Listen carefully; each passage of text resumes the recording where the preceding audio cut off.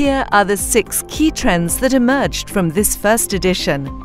1. Forget all about products. From now on, we need to consider concept, function, and service.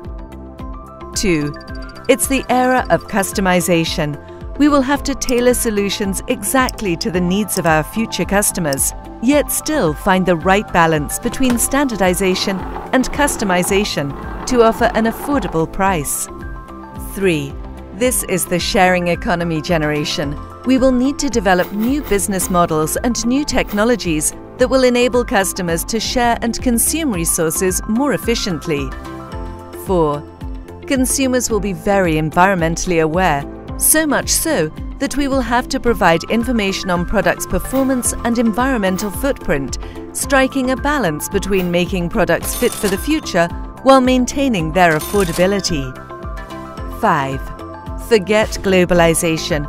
We need to focus on locally sourced products, even if they come at a higher price. 6.